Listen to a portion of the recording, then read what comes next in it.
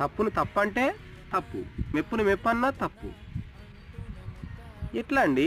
ఇప్పుడు ఇప్పుడు ఆయన బతికే జీవించే లైఫ్ అనేది సూపర్బ్ ఉంటుంది.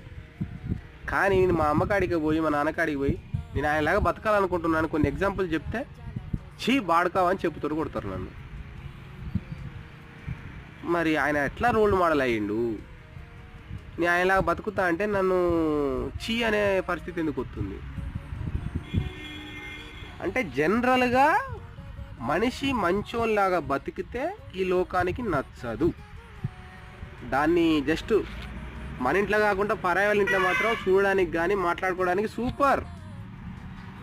ఏందిరా అంటే అల్లూరు సీతారామరాజు బాగా ఇష్టం, కానీ అదే మన ఇంట్లో ఒక అల్లూరు సీతారామరాజు తయారవుతాడు, అల్లూరు సీతారామరాజు లాగా ఆయన పోరాటం చేస్తాడంటే వద్దొద్దు. మనం జస్ట్ ఆడియన్స్ లాగానే ఉందాం.